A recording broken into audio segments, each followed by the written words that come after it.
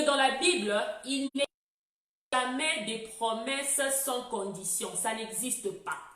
Toute la Bible, toute la parole de Dieu révélée dans la Bible est remplie des promesses, mais toutes ces promesses-là sont liées à une condition. Alléluia.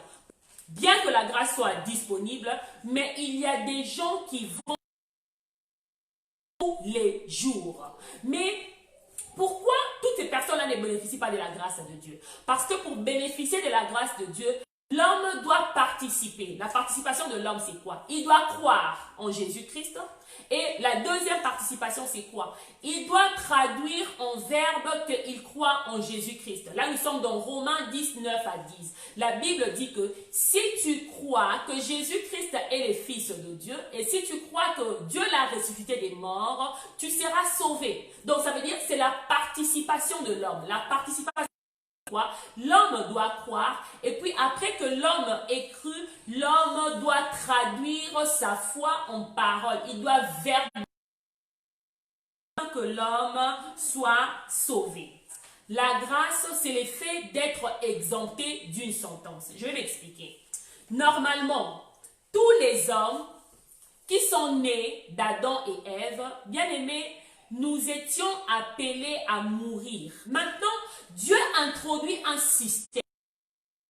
Le système par lequel il exempte les hommes. Il exempte les hommes, quel que soit leur péché, si à pouvoir participer. Rappelons-nous, on a dit qu'il n'y a pas de promesse sans condition. La condition, c'est la participation.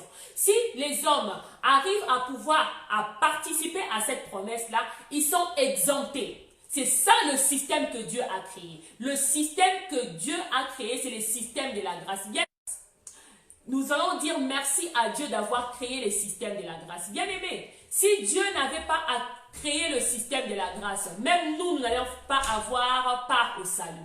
Si Dieu n'avait pas créé le système de la grâce, nous qui étions au loin, les nations, nous n'allons pas avoir part au salut. Si nous comprenons combien ce système est important, au lieu de chercher d'abord le succès dans la vie, nous allons commencer à pouvoir chercher la grâce. Pourquoi Dieu fait-il grâce aux hommes? Bien, Daniel a vu la grâce de Dieu. Moïse a vu la grâce de Dieu. Joseph a vu la grâce de Dieu. Abraham a vu la grâce de Dieu. Pourquoi Dieu était en train de leur montrer sa grâce? C'est afin que les hommes qui vivaient autour de ceux qui vivent la grâce, de ceux qui bénéficient de la grâce, puissent avoir eux aussi la possibilité de pouvoir chercher Dieu.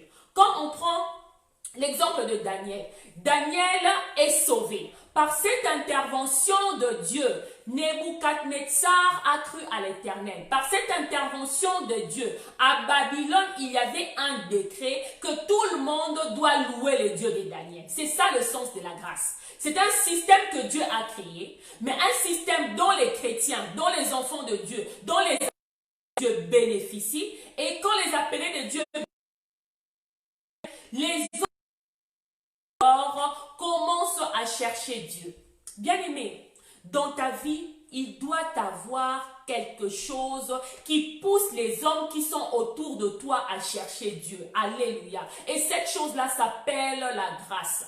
Que quelqu'un écrive pour nous dans les commentaires. Dans ma vie, il doit avoir quelque chose qui pousse aux gens qui sont autour de moi à chercher Dieu. Ça veut dire que si quelqu'un voit la manière dont Dieu se manifeste dans ta vie, il se rend compte que ce Dieu-là est désirable. Alléluia. Ce Dieu-là, c'est quelqu'un qui est louable, c'est quelqu'un qui est digne d'être cherché. C'est ça le sens de la grâce. La grâce commence par le salut, mais la grâce ne se limite pas au salut. La grâce est multipliable. Mais cette grâce qui s'est manifestée dans un point de vue spirituel, bien aimé, Dieu est capable de la multiplier. Et pour ce, nous allons partir dans notre premier passage d'aujourd'hui. Bien aimé, la grâce peut être multipliée. Alléluia. La grâce que tu as reçue pour un domaine peut être aussi multipliée afin qu'elle s'accomplisse aussi dans d'autres domaines. Nous lisons au nom de Jésus. La Bible parle en ces termes. Que la grâce et la paix vous soient multipliées par la connaissance de Dieu et de Jésus-Christ, notre Seigneur. La grâce peut être multipliée. C'est pourquoi dans la vie, vous allez remarquer que tout le monde n'a pas les mêmes grâces. Elle est liée premièrement à nos domaines, est liée à nos personnalités, mais la grâce est liée aussi à nos combats. Ça veut dire que quand tu as un combat particulier, tu as besoin aussi d'une grâce particulière. Alléluia. C'est pourquoi la Bible est en train de dire que là où le péché abonde, la grâce surabonde. Ça nous montre une dimension de la croissance de la grâce. La Bible dit que là où le péché abonde, la grâce fait quoi? Elle vient de surabonder. Ça veut dire que pour la grâce surabondante, il faudrait qu'il y ait aussi un combat qui est en train de pouvoir abonder. J'aimerais dire à quelqu'un qui est en train de pouvoir nous suivre maintenant, tu as l'impression que dans ta vie, les combats ne font que s'intensifier. Tu as l'impression que l'adversité dans ta vie ne fait que s'accroître. Dieu a une bonne nouvelle pour toi cet après-midi, pour te dire que là où l'adversité abonde, il y a un système que Dieu a créé grâce et qui surabonde. Ça veut dire qu'elle croît plus que l'adversité. Ça veut dire qu'elle se multiplie, elle augmente plus que l'adversité. Bien aimé, cet après-midi, tu as besoin que cette grâce-là puisse encore augmenter, puisse encore se multiplier dans le nom de Jésus-Christ. Seigneur, que ma grâce se multiplie plus que mes adversités. Alléluia. Demande à Dieu. Dis Seigneur, que ma grâce puisse se multiplier plus que mes adversaires. Que ma grâce puisse je ne sais pas moi, tout ce qui peut s'abonder. Que la grâce de Dieu se multiplie maintenant dans la vie de quelqu'un plus que le péché. La vie d'un enfant de Dieu doit être parsemée des systèmes de grâce. Alléluia. Nous allons remarquer que les enfants de Dieu ont très souvent deux genres de parcours. Le premier parcours, c'est un parcours d'une facilité incroyable. Il y a des gens qui n'ont pas besoin de pouvoir s'efforcer pour avoir des choses. Les choses leur réussissent à tout moment. Ça veut dire que quand il a besoin de quelque chose, il n'a besoin juste d'y penser et cela arrive. On a parlé de cela. L'exemple de la femme vertueuse dans Proverbe 31. La Bible est en train de dire, elle pense à un champ et elle acquiert. Alléluia. Bien aimé, pour ces genres de personnes, c'est la signature de la grâce de Dieu dans leur vie. Alléluia. Ça veut dire qu'elle a besoin juste de penser à quelque chose. Elle a besoin de toquer à une porte une fois et la porte lui est ouverte. C'est aussi une signature, une manifestation du système de la grâce de Dieu dans leur vie.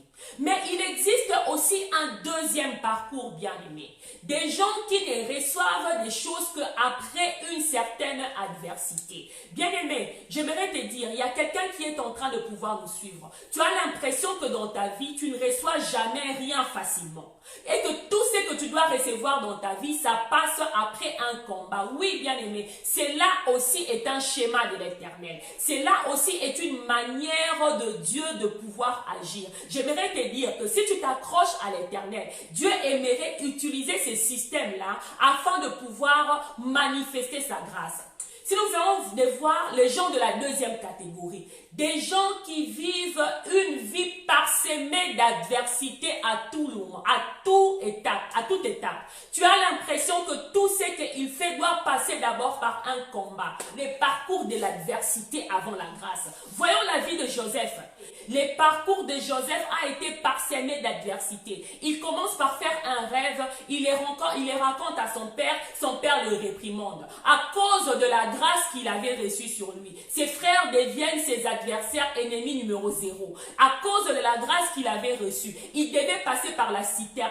À cause de la grâce qu'il avait reçue, il devait être vendu. À cause de la grâce qu'il avait reçue, il devait être esclave. À cause de la grâce qu'il avait reçue, il devait passer par la prison. À cause de la grâce qu'il avait reçue, il devait être chassé de la maison de Potiphar. À cause de la grâce qu'il avait reçue. Adversité sur adversité. Il y a quelqu'un qui est en train de pouvoir nous suivre. Tu as l'impression que ta vie n'est que parsemée d'adversité. J'aimerais te dire quand bien même les signaux sont mauvais dans ta vie, alléluia. Bien-aimé, la Bible dit qu'il eut un soir et il eut un matin. Il y aura un matin qui va s'élever dans ta vie afin que la grâce de Dieu puisse se manifester dans sa vie. Vous savez, nous les chrétiens, bien-aimés, nous avons très souvent la facilité à pouvoir juger. Alléluia. Or, nous ne pouvons pas juger, vous savez pourquoi? Ça veut dire que la portion et la mesure de la grâce sont liées aussi au niveau de l'adversité et au niveau de combat. Un jour, j'écoutais un bien-aimé qui est en train de parler.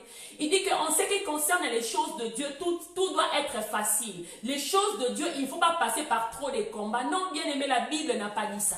La Bible n'a pas dit ça. La Bible n'a jamais dit, il n'y a aucun verset ici qui a écrit que toutes les choses de Dieu doivent se passer dans la facilité.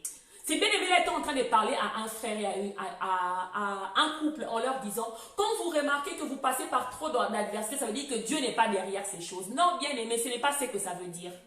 Nous sommes parfois très hâtifs, nous sommes parfois très rapides à pouvoir porter un jugement sur des choses que nous ne maîtrisons pas. La vie d'un chrétien peut être parsemée d'adversité, parsemée de combats, parsemée, je ne sais pas moi, des confrontations. Alléluia. Joseph, on a donné l'exemple de Joseph. La vie d'un chrétien peut être aussi une vie bien aimée qui est simple. Il y a des gens qui reçoivent des choses comme simple, comme bonjour. Alléluia. Quelqu'un qui disait, je répète encore, non,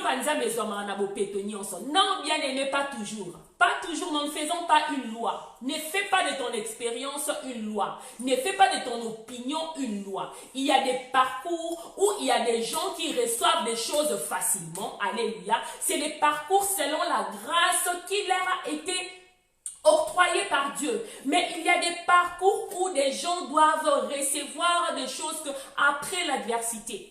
Rappelons-nous, j'ai évoqué ces passages-là, le passage de Jérémie. Dieu lui-même est en train de dire à Jérémie, je susciterai un peuple contre toi. Alléluia, alléluia. Comment Dieu peut susciter un peuple contre quelqu'un? Alléluia. Mais il continue en disant, ils te feront la guerre, mais ils ne te vaincront pas. Alléluia. Tout ça, c'est au moyen de la grâce. Bien-aimés, nous avons besoin de la grâce. Nous avons besoin de la grâce plus que le succès. Tu as besoin de la grâce plus que la guérison. Parce que la guérison peut être une expérience, comment je peux dire, unique. Mais la grâce, quand elle repose sur toi, elle est un peu comme une clé passe-partout. Alléluia. Nous avons besoin de la grâce de Dieu. La grâce a toujours été la solution dans le nom. Tu as besoin de la grâce. Chaque matin quand tu te réveilles, alléluia, ne demande pas à Dieu premièrement de te donner l'argent. Peut-être que tu n'auras même pas la possibilité d'utiliser cet argent-là.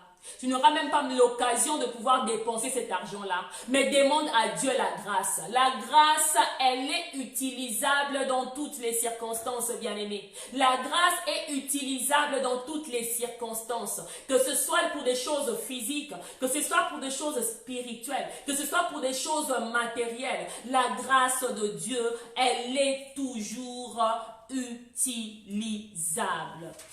La grâce de Dieu, elle peut toujours se manifester. Comment attirer la grâce du Seigneur? Alléluia. Bien-aimés, comment nous pouvons attirer la grâce de Dieu dans notre vie? Comment nous pouvons amener à Dieu de porter un regard de grâce par rapport à nous? Cela est très important. Nous avons dit que la grâce est existentielle, la grâce c'est plus que le succès, la grâce c'est plus que la percée, la grâce c'est plus que l'argent, c'est même plus que la guérison, c'est plus que n'importe quoi nous pouvons demander à Dieu. Mais comment attirer cette grâce-là? Pour attirer la grâce de Dieu, cela ne dépend pas de la longueur de tes prières. Alléluia. Pour attirer la grâce de Dieu, cela ne dépend pas de tes sacrifices. Alléluia. Pour attirer la grâce de Dieu, cela ne dépend pas de combien de jours de jeûne que tu es en train de faire. Je ne dis pas que ces choses-là ne sont pas importantes. Elles sont importantes et si importantes. Mais aussi importantes que ces choses-là sont bien aimées, ces choses-là n'attirent pas la grâce de Dieu sur nos vies. Alléluia. Ces choses-là font appliquer les principes spirituels auxquels ils sont liés. Alléluia. Pour attirer la grâce de Dieu bien aimé, il ne s'agit pas de ta sémence ni de ton offrande. Alléluia. Ce n'est pas de ça que cela dépend. Sinon, nous achèterons la grâce. Si la grâce dépend de quelle sémence tu as donné, de quelle offrande tu as donné, de quel sacrifice tu as donné, la grâce ne sera plus grâce, la grâce va s'appeler mérite. Alléluia. Or, notre Dieu ne fonctionne pas avec un système de méritocratie. Il est en train de dire que je fais grâce à qui je veux. Alléluia. Il fait sa grâce. Il n'y a qu'une chose qui a... c'est les brisements. Alléluia. S'il y a quelqu'un qui veut attirer la grâce de Dieu dans nos vies, qui veut savoir comment je peux me tenir au devant de Dieu afin que Dieu puisse porter un regard favorable par rapport à moi, qu'il ait un regard de grâce par rapport à moi. Bien-aimé, cela passe par les brisements. Le brisement, c'est quoi? Cela passe par la mort dans la chair. J'aimerais parler à quelqu'un. Bien-aimé, si tu aimerais devenir un bruit de tonnerre spirituellement, bien-aimé, tu dois passer par la mort de la chair. Si tu aimerais la promotion spirituelle, alléluia, tu dois passer par la mort dans la chair. Parce que la grâce, c'est une manière pour nous, bien-aimés, de pouvoir recevoir la promotion spirituelle. Alléluia. Spirituel ne dépend pas de ton offrande, de ta sémence. Non, pas ça, sinon ça deviendrait un mérite. C'est bien aimé. Le poids de Dieu est un poids qui est lourd. Alléluia. Pour porter Dieu dans sa vie, pour porter la grâce de Dieu, c'est quelque chose qui est lourd. C'est pourquoi Dieu ne peut être porté que par les hommes qui sont morts. Morts dans la chair. Rappelons-nous, les dimanches passés, on a dit que nous rencontrons Dieu ou à la croix, pas au trône. Dieu ne se rencontre pas au trône, Dieu se rencontre à la croix. Ça veut dire quoi? Nous passons d'abord par la mort, bien-aimé. La mort dans la chair. La promotion spirituelle, bien-aimé. Tu aimerais être promu spirituel. Tu aimerais que Dieu puisse te regarder comme il a regardé David. Que l'Éternel puisse te dire... Bien-aimé, ce n'est pas par ta sémence, ce n'est pas par tes mérites, ce n'est pas par tes dons, ce n'est pas par tes miséricordes, par tes actions de grâce, par tes offrandes, par tes sémences. Non, c'est la mort dans la chair, le brisement. Le brisement, c'est une grande promotion spirituelle. Tu aimerais être promu spirituellement, bien-aimé. Sois brisé dans la chair, bien-aimé. Tu aimerais devenir une voix spirituelle. Vous savez, aujourd'hui, tout le monde veut être une voix spirituelle. Nous écoutons à gauche, à droite. Un autre veut être la voix des nations. Un autre veut être la voix de Dieu. Un autre veut être la voix de ceci. Bien-aimé, les moyens, ce n'est pas un jeûne de 60 jours. Non, c'est les brisements dans la chair. La promotion spirituelle passe par la mort dans la chair. Alléluia. Tu es une voix importante au devant de Dieu. Tu dois mourir dans la chair, bien-aimé. Ta vie ne peut pas supporter le poids de Dieu. Bien-aimé, ta force ne peut pas supporter les poids de Dieu. Dieu vient habiter dans des vases brisés. Dieu vient habiter dans des hommes qui sont morts. Morts, je dis la mort dans la chair. La mort dans la chair, je répète, la mort dans la chair qu'on appelle le brisement. C'est ça la promotion spirituelle. Alléluia. C'est ça la promotion spirituelle. Bien-aimé, c'est ça qui fera que tu puisses devenir une voix bruyante. Tu aimerais que quand tu parles spirituellement, que ta voix soit comme le bruit d'un tonnerre. Le secret, c'est la mort dans la chair. Le secret, c'est la mort dans la chair. Importe peu combien de temps tu passes dans la méditation. Alléluia. Importe peu combien de temps tu passes, je ne sais pas moi, dans les jeûnes. Importe peu combien de temps tu passes, je ne sais pas moi, à pouvoir parler en langue, parce que c'est dans le parler en langue, ce n'est pas ton mérite. Importe peu quelle onction que tu as, l'onction ce n'est pas un mérite. C'est un don gratuit de Dieu. Mais tu aimerais devenir la voix. Tu aimerais devenir une voix, un tonnerre quand tu parles spirituel. Quand tu parles, tu es écouté dans le monde spirituel. Bien-aimé, meurs dans la chair. La condition, c'est la mort dans la chair. Que quelqu'un écrit pour nous dans les commentaires, la mort dans la chair. Alléluia. Quand Abel est mort, bien-aimé, la Bible est en train de dire, là c'est l'Éternel, notre Dieu qui parle. Dieu est en train de dire, Caïn, qu'as-tu fait? La voix du son de ton frère est en train de pouvoir crier jusqu'à moi, pardon, bien-aimé, c'était la mort dans la chair. C'est quand Abel était mort qu'il était devenu une voix brillante au devant de Dieu. Même en ce qui concerne Jésus-Christ.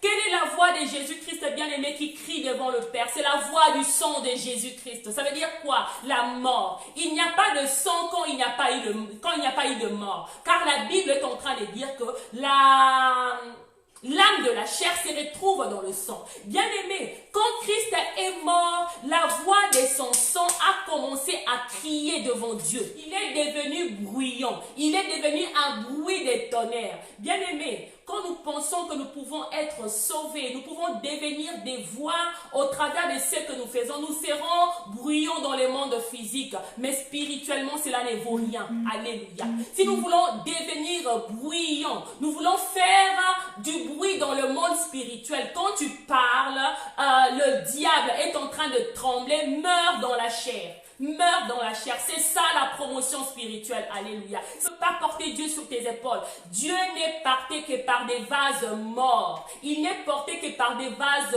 brisés. Les voix spirituelles sont des hommes qui sont morts dans la chair. Alléluia. Les voix spirituelles sont des hommes qui sont morts dans la chair. Christ, il est une voix spirituelle parce qu'il est mort dans la chair. Alléluia. Mourons dans la chair. Nous serons promus spirituellement. Alléluia. Tu veux la promotion spirituelle? Bien-aimé, meurs dans la chair. C'est ça la condition sine qua non. Alléluia. Bien-aimé, demander la grâce du Seigneur, c'est une prière efficace. Alléluia. Plus efficace que n'importe quelle autre prière. Parce que la grâce, c'est une clé qui ouvre toutes les portes. Tu arrives à un endroit, bien-aimé, où, je ne sais pas moi, tu rencontres un combat, le monde spirituel est en train de te réclamer la voix de la grâce qui crie. Alléluia. La voix de la grâce est toujours une voix bruyante. Tu aimerais que spirituellement, que tes prières puissent avoir du volume. On a dit, meurs dans la chair. Je ferai même trouver grâce à ces peuples aux yeux des Égyptiens. Et quand vous partirez, vous ne partirez point à vide. Alléluia. Exode chapitre 3, le verset 21. Bien-aimé, la grâce de Dieu sur ta vie fera que tu ne puisses jamais partir à vide. Alléluia. La grâce de Dieu sur ta vie fera que ceux qui ne pouvaient pas te bénir dans la vie vont commencer à te bénir.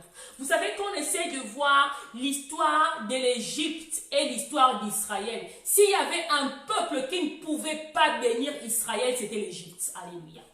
Mais à cause de la grâce de Dieu, même tes pires ennemis commenceront à te bénir sans savoir qu'ils sont en train de te bénir. C'est ce qu'accomplit la grâce.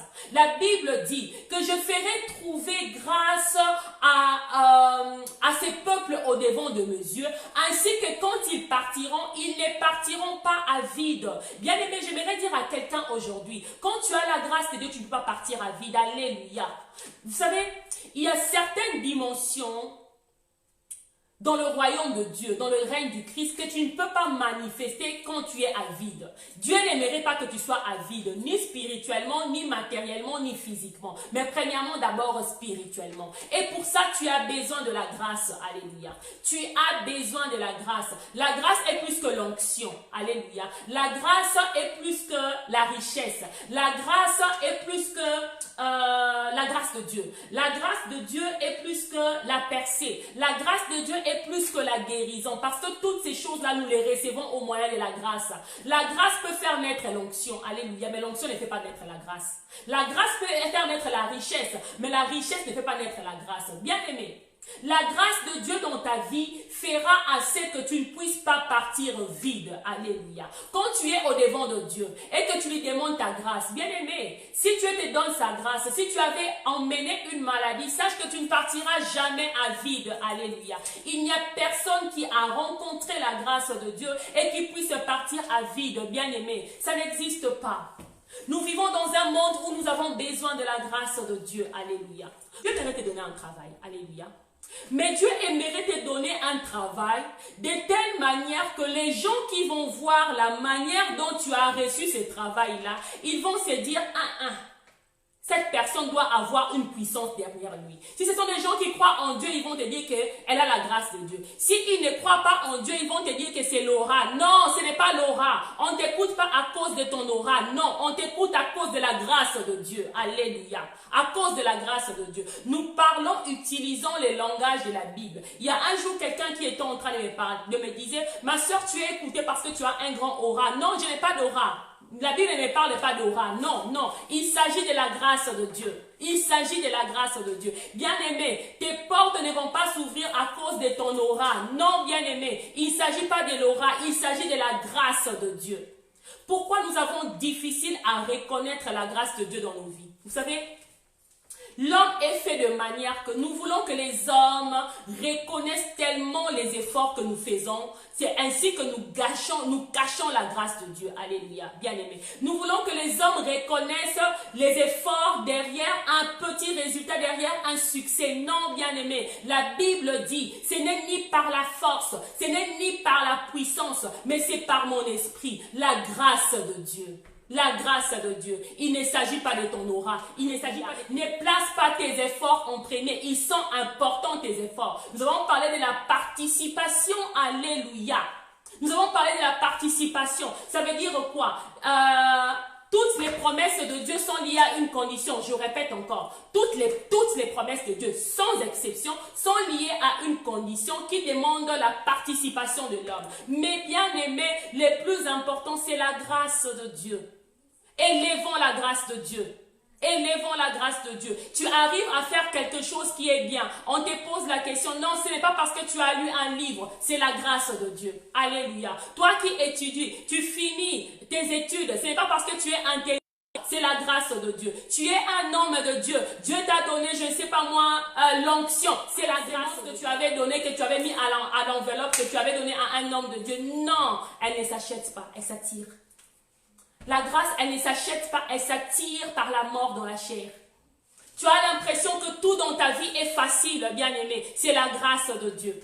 Tu as l'impression que toi, dans ta vie, tu ne reçois jamais quelque chose sans que tu passes à un combat. C'est un moyen pour que Dieu manifeste ta grâce. La grâce de Dieu doit emmener les païens à reconnaître la main de Dieu sur nos vies. C'est ça le rôle de la grâce de Dieu. Je ne dis pas les chrétiens. Je ne dis pas les chrétiens. La grâce de Dieu n'est pas faite là pour que seulement les chrétiens reconnaissent la main de Dieu. Les chrétiens, s'ils reconnaissent la main de Dieu au travers de nous, gloire à Dieu, ils sont déjà acquis à Dieu. Mais c'est pour que les païens plus reconnaissent la main de Dieu sur nos vies. Daniel dans la fosse au lion. Shadrach, Meshach, Abednego dans la fosse au lion. La grâce de Dieu se manifeste dans leur vie. Ils sont sauvés, bien aimés. Même les rois cherchent Dieu. Alléluia. Tu n'as pas un parcours comme les autres. Bien aimé, un chrétien n'a jamais un parcours comme les autres. Parce qu'il doit y avoir quelque chose qui crie dans ta vie. Il doit y avoir quelque chose dans ta vie où quand les hommes te regardent, ils se disent, il y a quelque chose derrière cette bénir, bien aimé. Dieu aimerait